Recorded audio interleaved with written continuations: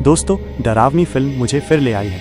आज to fearful series की flight 407 जारी है। ये फिल्म सच्ची घटनाओं पर आधारित है। थाईलैंड में एक अशुभ विमान था जिसने कई हवाई दुर्घटनाएं की थी, जिससे बहुत से यात्री मारे गए थे। पर एयरलाइन ने पैसे बचाने के लिए दुर्घटनाग्रस्त विमान को ठीक किया और उस फिर से बाजार में उतारा।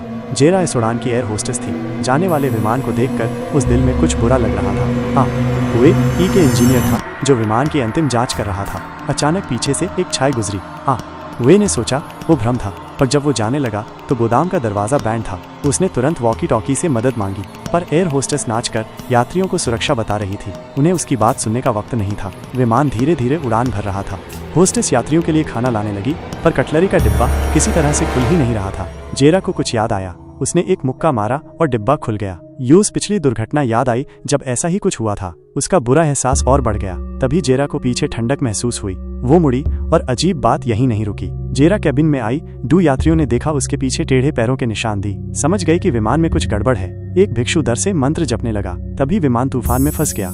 कार्गो में ए हा वेई और भूत। कार्गो में आ वे को झटके लगे। ऑक्सीजन कम होने से वो खड़ा भी नहीं हो पा रहा था। यूज लगा ये भ्रम है। उसने देखा नया विमान अचानक पुराना हो गया। कुछ भूत भी दिखे।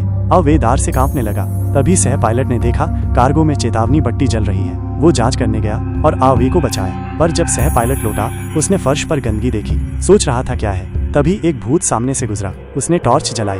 देखा कैबिन टूटी हुई थी। यूज लगा गलती से देखा। उसने लाइट जलाई। अगले पाल वो किस दौर से गुजरा पता नहीं, लेकिन जब वो केबिन में लौटा तो वो पहले से ही चकित था और उसका शरीर गेला की निगाह के नीचे पतली हवा में गायब हो गया। इससे भी अधिक अजीब बात यह है कि मूल रूप से नया विमान इस समय सुंदर हो गया है और भोजन गाड़ी को धक्का देने वाली परिचारिका अचानक बेहोश हो जाती है और जमीन पर गिर जाती है और फिर सभी यात्री राक्षसों की तरह होते हैं। शरीर अनजाने में मुड़ने लगा। आवे ने फैसला किया कि ये केबिन के दबाव और ऑक्सीजन की आपूर्ति की कमी के कारण था। इसलिए उसने जेरा को जल्दी करने और कप्तान को ऑक्सीजन मास्क को कम करने के लिए अपनी आखिरी ताकत का उपयोग करने के लिए सूचित करने के लिए कहा। फिर वह बेहोश हो गया और जब जयाला लौटा तो उसने एक जीर्ण शीर्ण खाद्य ट्रक को धीरे धीरे केबिन में धकेला हुआ पाया। रहस्य और भय का घेरा। जेरा मोहित हो गई जब वह अचानक एवेई द्वारा चौंक गई, जो जाग गया और अन दोनों ने समाने के केबिन में जल्दबाजी की कि किसी की ऑक्सीजन की कमी से मृत्यु हो गई थी और ऑक्सीजन मास्क लंबे समय तक नहीं रह सकता था। और वे कप्तान को सूचित करना चाहता था कि वह पासवर्ड दर्ज कर सकता है, लेकिन पीछे के केबिन का दरवाजा नहीं खोला जा सका और हताशा में और वे केवल दबाव प्रणाली की मरम्मत के लिए केबिन में जा सकता था।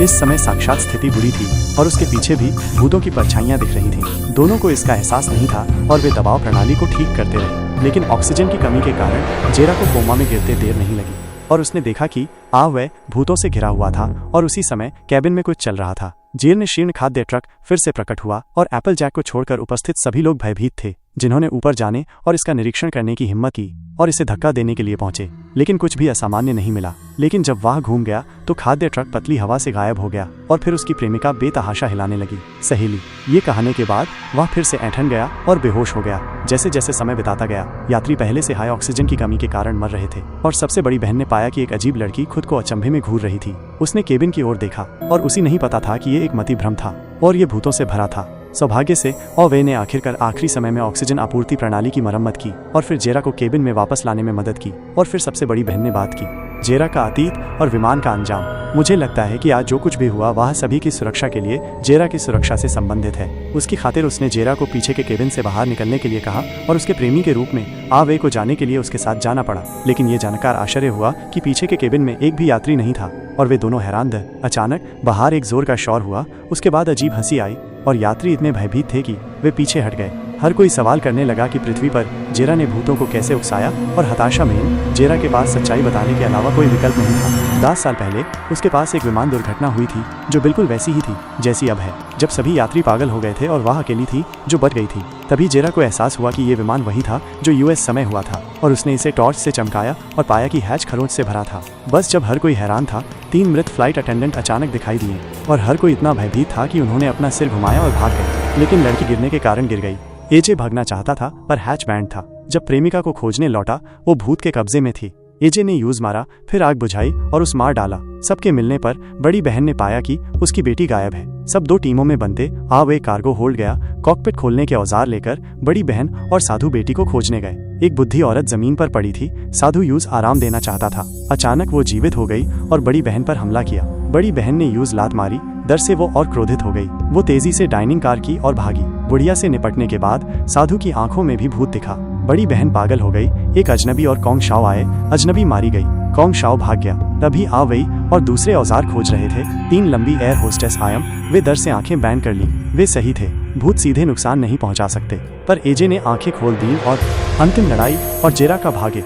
एजे डर से पागल हो गया, कुल्हाड़ी से काटने लगा। तभी कॉन्ग शाओ आया। उन्हें समझ आया कि भूत डर से मारते हैं। सब सहज जुटाकर केबिन लौटे, धीरे धीरे आगे बढ़े। बुरी आत्मा ने उन्हें रोका। एप्पल जैक को लगा किसी और से चोट नहीं पहुंचेगी, पर वो अगले ही पाल नरक में पहुंच गया। बड़ी बहन ने मारा जबकि वो अंधा हो चुका था और बन गया हत्या मशीन। अचानक विमान झुका।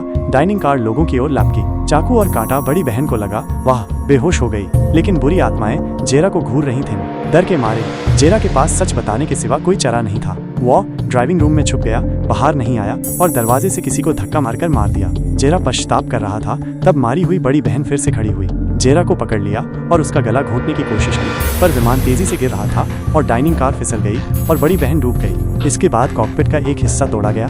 कैप्टन पहले ही मर चुका था। आवे ने तत्काल विमान को संभाला। विमान सामान्य हो गया। विमान जब जमीन पर पहुंचा, सुधर कर नए रूप में आया। फिर बहुत सारे एम्बुलेंस कर्मियों ने एवेई और अन्य की सफलतापूर्वक मदद की। जेरा बोर्डिंग गेट पर खड़ा था, देर तक नीचे नहीं आया। कई देर बाद जब उसने एम्बुलेंस कर्मियों को देखा, ये मालूम हुआ कि जेरा अपनी बड़ी बहन से मारा गया था। अंत में उसने अपने किए की भयानक कीमत चुकाई। उसकी आत्मा हमेशा के लिए विमान में फंसी रह गई। इसके बाद उस वापस गोदाम में रखा गया और आगे कभी उस इस्तेमाल नहीं करने का वादा किया गया। उम्मीद करते हैं कि हमारी ये वीडियो आपको पसंद आई होगी। मिलते हैं नेक्स्ट वीडियो में।